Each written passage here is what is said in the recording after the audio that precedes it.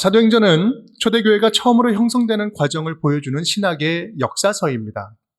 그러다 보니 초기 기독교회가 어떻게 세워졌고 또 어떻게 선교를 했고 선교란 무엇인가를 잘 보여주는 이야기이기도 해요. 또한 그러다 보니 참된 교회라면 갖추어야 할 그 본질적인 요소가 무엇인지도 보여주고요. 또 진정한 믿음 안에, 복음 안에서 사람이 어떻게 변화하고 성장하는지도 보여줍니다. 그 변화하고 성장하는 사람의 그 대표적인 사람이 있다면 바로 사도 바울을 들 수 있겠죠. 사도행전에 많은 사람이 등장하지만 이 사울만큼 크게 변화된 사람도 없을 것입니다.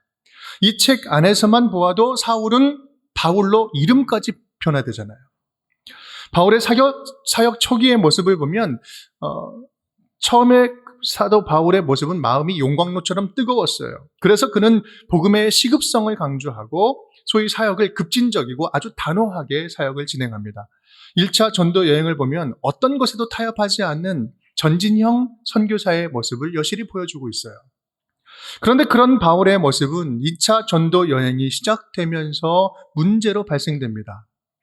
오늘 본문 바로 앞에 등장하는 사도행전 15장 이야기는 선교팀의 이 요한 마가 1차 전도 여행 때 함께 갔다가 도망쳤던 그 마가를 선교팀에 합류시키냐 안 시키냐 그 문제를 가지고 바나바와 심하게 다투게 되죠. 그리고 급기야는 사역을 함께 못하겠다 해서 갈라집니다. 공동체가 나눠지게 된 거죠. 소위 분열의 이야기입니다. 우리가 듣기에 굉장히 불편한 이야기예요. 여러분, 우린 여기에서 이 위대한 사도들의 유명한 이 싸움을 정직하게 평가할 수 있어야 됩니다. 누가 뭐래도 이 싸움은 정당화될 수 없는 잘못된 모습이에요.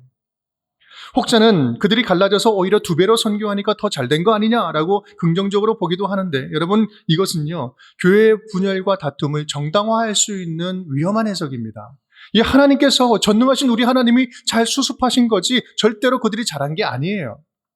교회 안에서 다투고 싸우는 것은 어떤 이유로도 정당화될 수 없습니다.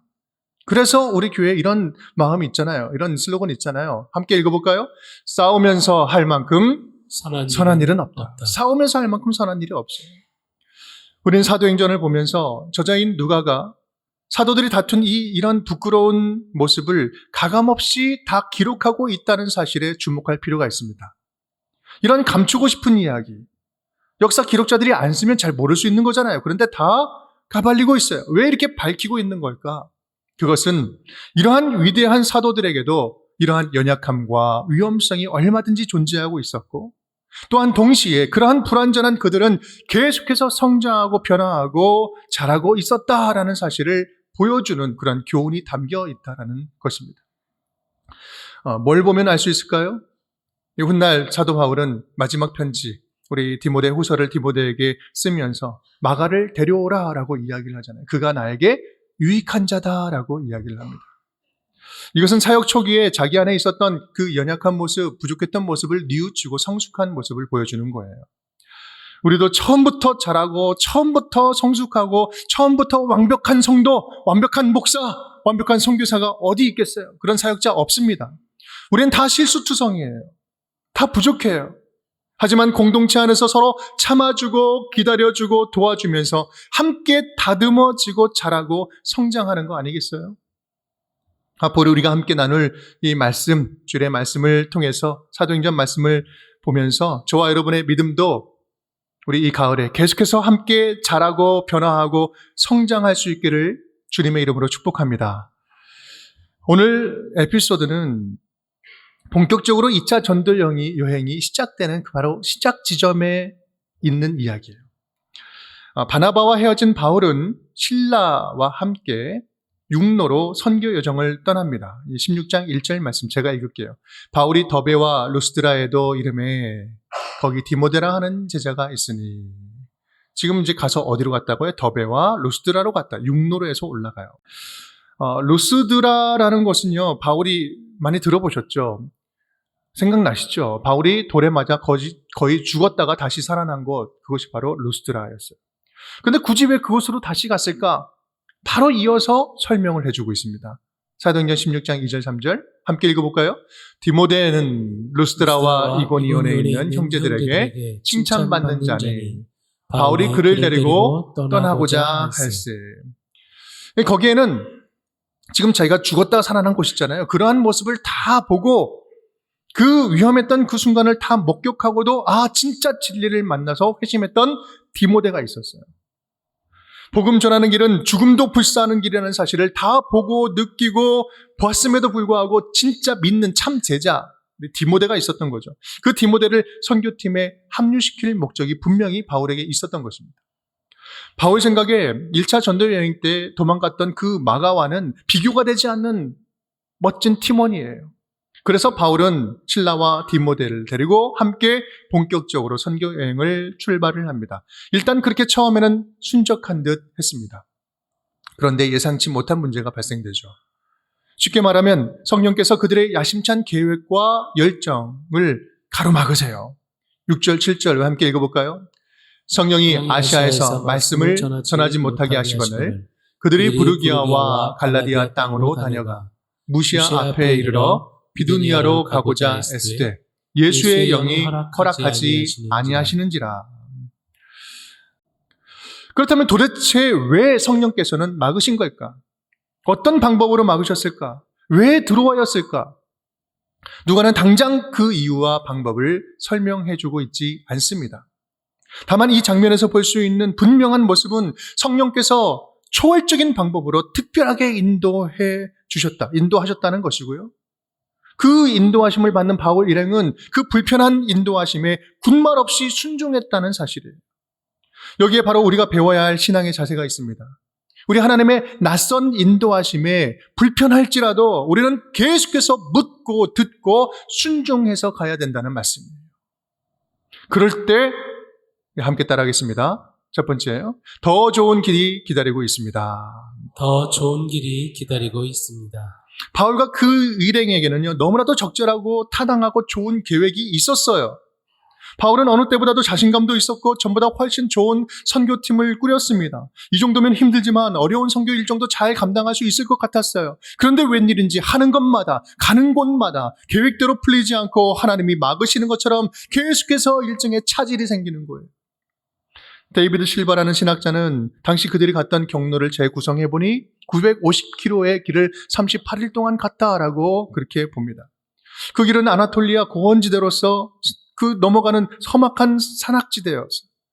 사실 바울의 건강도요, 육체의 가시라 여기는 그러한 불리는 그런 지병이 있었어요. 그럼에도 불구하고 전 인생을 몽땅 들여서 생명을 다 들여서 헌신하고 선교하는데 하나님이 직접 막으신다?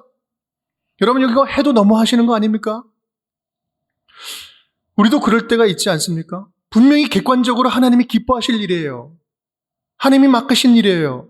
거룩한 하나님의 일에 인생을 던질 각오도 되어 있습니다. 주님을 위해서 뭔가 할 수 있을 것 같아요. 그런데 일이 꼬여요. 잘 진행이 되지 않는 거예요. 나쁜 일 하는 거 막으면 그렇다 하는데 주님의 일을 섬기고 또 선교하고 헌신하는 일을 하는데 잘 풀리기는커녕 일이 엉키고 틀어진다? 여러분 이거 감정적으로 불편한 일 아닙니까? 제가 북한 선교에 대한 비전을 품을 때 그랬습니다. 제가 미국에서 비전을 위해서 기도할 때 하나님께서 북한에 대한 뜨거운 마음을 저에게 담아주셨어요. 저는 그때 북한 현지에 들어가서 살면서 하나님 나라 세우는 꿈을 꿨어요. 지금 생각하면 참 용기만 충천했던 그런 생각인 것 같아요. 그런데 마음만큼은 순수했고 그 일을 위해서 기도하면서 준비하기 시작했습니다. 여러분 한번 생각해 보십시오. 나를 위해서 살겠다는 것이 아니라 주님 나라 위해서 선교하면서 인생을 던져보겠다고 하는데 여러분 이 정도면 하나님도 좀 이런 헌신 받아줘야 되는 거 아니겠어요? 그렇게 길을 구하고 찾고 하다 보니 LA에서 북한 선교 아카데미를 섬길 수 있는 그런 추천도 받게 되고 신생 NGO 단체 총무로 섬길 기회도 주어졌습니다.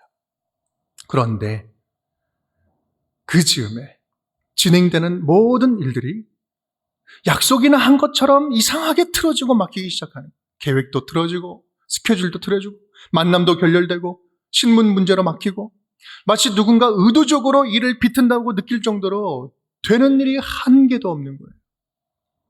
그때부터 저는 이제 이민교회에 남아 섬기면서 광야 같은 시간을 보내게 되었습니다. 여러분 그 정도 비장한 각오를 했으면 여러 가지 지금 진행되는 일들 가운데 하나 정도는 좀 들어주실 만하지 않겠어요? 근데 우리 주님의 생각은 달랐던 모양입니다. 그때 이후로 저는 하나님의 일이라고 해서 하나님의 일은 내가 하고 싶다고 내 마음대로 할 수 있는 게 절대 아니구나. 내 입장에서 나는 헌신하겠다. 그렇게 떠든다고 해서 될 수 있는 것이 아니구나. 절실히 깨달았습니다. 그 이후로 저는 북한 선교에 대한 비전과 마음은 입은 닫았습니다. 최근까지 닫았어요. 여러분 그러고 나서 몇 년이 지나고 나서 한국에 나오게 되고 광성교회를 섬기면서 파주로 이제 분립되어서 나오게 되었는데 와보니까 파주가 북한이 보이는 가장 가까운 곳이더라고요. 북한 땅은 아닌데 북한 땅 가까운 곳으로 왔습니다. 또 한국에 나온 2016년 제가 12월 달에 나왔는데 16년 이후로 미국을 통한 북한 선교의 길은 다 막혔어요. 하지만 오히려 러시아를 통한 그 북한 선교의 안정된 루트, 그건 더 안정적이거든요. 그쪽이 열리기 시작하더라고요. 무엇보다 운정교회에서 담임 목사를 하다 보니 예전에는 생각도 못할 사역들을 좀 더 구체적이고 체계적으로 공동체가 함께 꿈꾸면서 해나갈 수 있게 되었습니다. 그렇게 지금 우리 교회는요, 북한의 지하교회를 작지만 계속해서 섬기고 있고, 우리 낮은 선봉, 우리 북한 철도 유치원에 있는 120명의 아이들, 우리 매일매일 우리 빵과 두유를 먹이고 있고요. 또한 지난주에 제가 소식을 받았는데, 지난주에는 우리들이 함께 마음을 모았었잖아요. 우리 탈북을 돕는 구출사역. 우리 안전하게 우리 한 분을 우리 교회가 탈출했다는 그 소식을 들었습니다. 여러분, 이러한 사역들은요, 저 혼자 품은 비전으로는 생각도 못할 일 아니겠습니까? 이번에 북한이 바로 코앞에 보이는 단동과 도문을 가면서 저는 개인적으로 참으로 많은 감정을 느꼈습니다. 감회가 새로웠죠. 제게 주신 북한에 대한 비전이 다시 생각나면서 그렇다. 선교는 내 시간표에 하나님을 맞추는 것이 아니라 하나님의 시간표에 나를 맞추는 것이 바로 거기서부터 선교가 시작되는 것이구나. 지금 와서 돌아보면 제게 주셨던 북한 선교의 비전은 그때 당시 단순히 실패하고 막힌 것이 아니라 더 온전해지고 더 정교해졌다는 사실을 분명히 깨닫게 됩니다. 그때 당장 그곳에 들어가는 것이 내 역할이 아니라 한국교회를 모판으로 삼아 공동체가 건강한 선교 비전을 함께 품고 한 마음으로 힘을 합하여서 적극적으로 함께 참여하여 통일 한국을 바라보는 것. 한 번 하고 마는 선교가 아니라 지속적으로 체계적으로 통일 한국을 위해서 기도하고 힘써 나아가는 것. 그것이 바로 주님이 제게 주신 역할이라는 사실을 다시 한번 분명히 깨달을 수 있게 되었습니다. 사랑하는 여러분, 이런 선교적인 사역만 그럴까요? 그렇지 않습니다. 우리 인생길이 막힐 때가 참 많아요. 하나님의 자녀답게 살아가려고 정직하게 살아가려고 열심히 노력하는데 분명히 하나님이 기뻐하실 일인데 인생이 막히고 진로가 막히고 사업이 풀리지가 않는 거예요. 열심히 하는데 오히려 오해받고요. 착한 일 해도 밑빠진 독에 물 붓는 것처럼 계속해서 손해보는 것 같고요. 열심히 돕고 섬겼는데 오히려 돌아오는 것은 이용당하고 상처받고 아무리 좋은 일해도 아무도 알아주지 않는 것 같아서 지쳐버려요. 이번에 우리 중국에서 만난 탈북자 리더분이 계셨는데 그분이 하는 말씀이 이제 탈북하신 분들 먹여주고 입혀주고 다 살려주고 했더니 나중에 갈 때 집에 있는 거 다 훔쳐서 도망가는 거예요. 그러면서 하시는 말씀이에요. 오죽 없이 살았으면 그랬을 거야. 여러분, 이런 일 당하면요, 목사도 선교사도 아무리 믿음 좋은 성도도 낙심에 빠질 수 있어요. 마음이 차가워지면서 다 포기해버리고 싶은 마음 왜 안 생기겠어요? 하지만 여러분, 이런 일이 찾아올 때 우리 반드시 꼭 기억할 수 있기를 바랍니다. 그렇게 주님이 확실하게 비트시는 바로 그때가 하나님께서 더 분명하고 선명하게 내가 생각한 것보다 훨씬 더 좋은 길로 인도하시는 순간이라는 사실을 꼭 기억할 수 있기를 바랍니다. 오늘 바울 일행이 그랬습니다. 이걸 다음 시간에 보겠지만 이후의 여정을 보면 마치 기다렸다는 듯이 성령께서 그들을 아주 강력하게 빌립보로 인도해 가십니다. 250km가 되는 백길을 이틀 만에 건너게 하시고요. 빌립보에 가서는 옥감장사 루디아를 만나서 그곳에 유럽의 첫 교회를 세우게 됩니다. 여러분, 이건 단순한 선교가 아니라 세계 선교사에 있어서 복음의 서진이라는 유일무이한 역사적인 장면을 연출하고 있는 거예요. 사랑하는 여러분, 저와 여러분을 향한 우리 아버지 하나님의 계획은 내 생각보다 크고 내 계획보다 더 완전한 줄 믿습니다. 오늘 본문 이야기 가운데 또 한 가지 꼭 주목해 하고자 하는 내용이 있습니다. 그것은 이 환상 중에 나타났던 마게도냐 그 사람이 한 말의 내용이에요. 우리 9절 말씀 함께 읽어볼까요?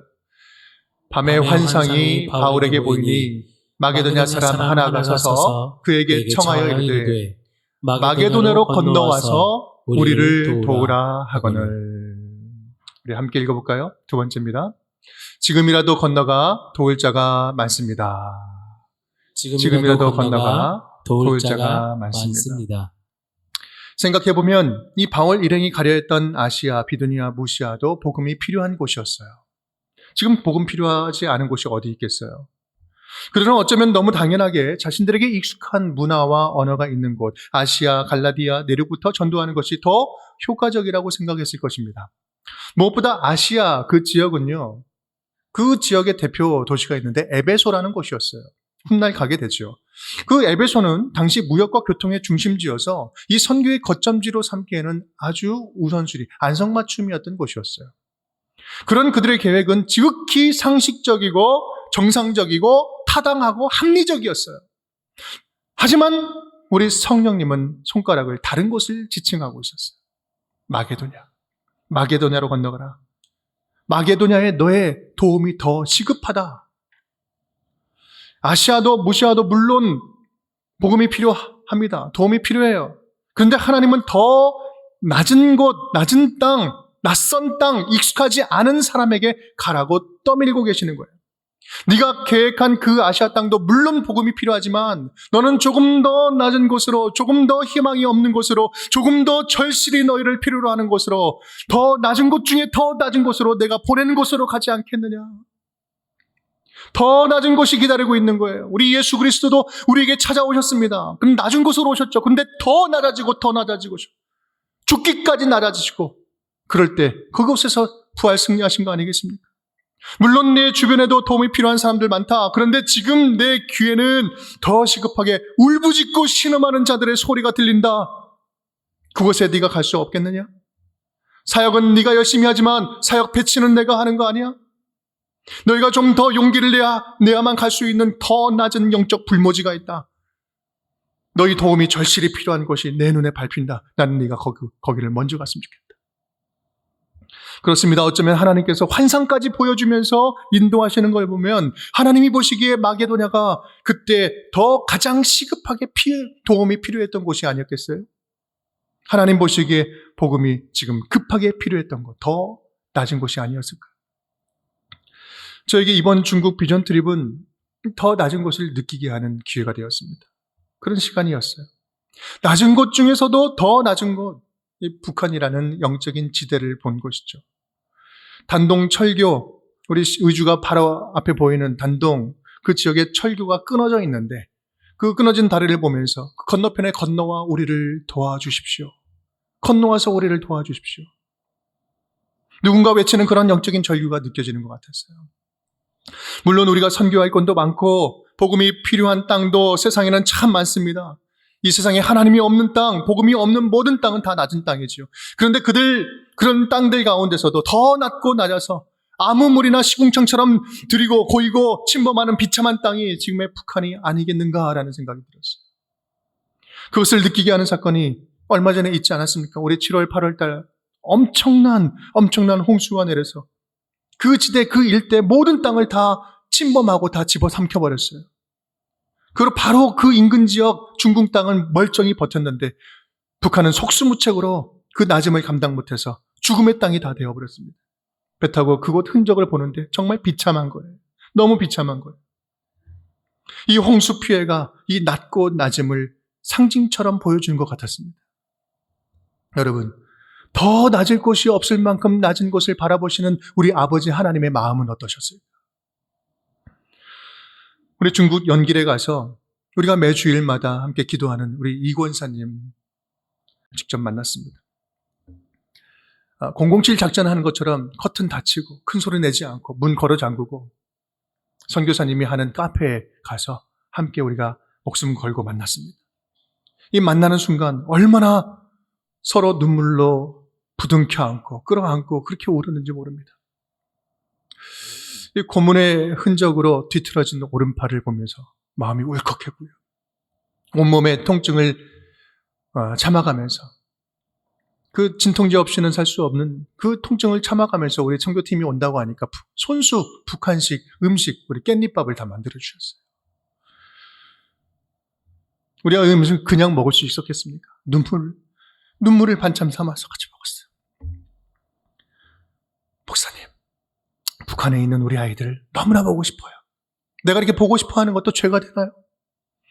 가슴에 움켜쥐는 우리 권사님의 통곡에 모두가 함께 울었습니다.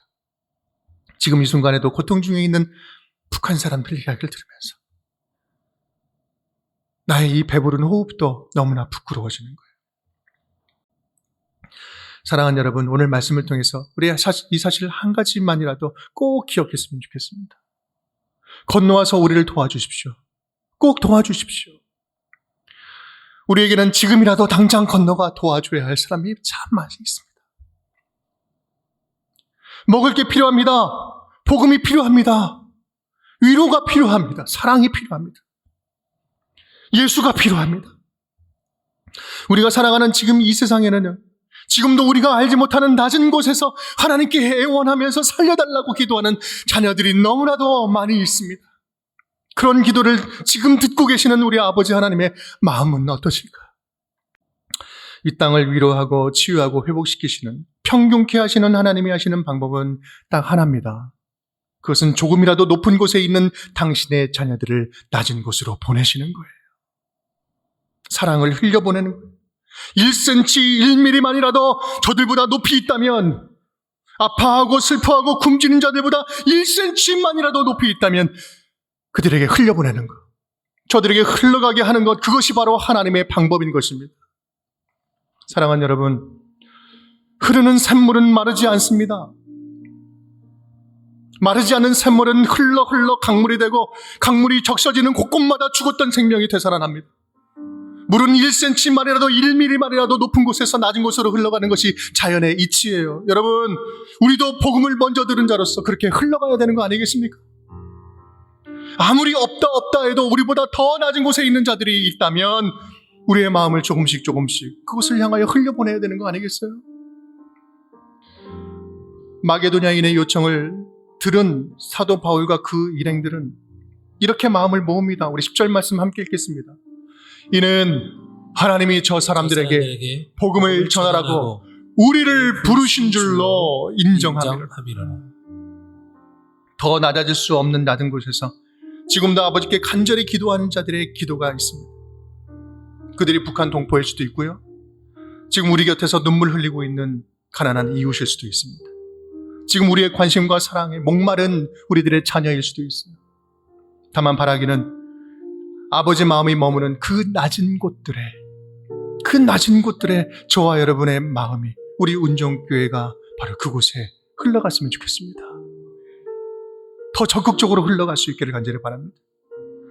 낮은 곳에서부터 다시 일으키시는 하나님 나라의 기쁨을, 그 비밀 같은 축복을 우리 운정교회 모든 성도들에게 가득 부어주실 줄을 믿습니다.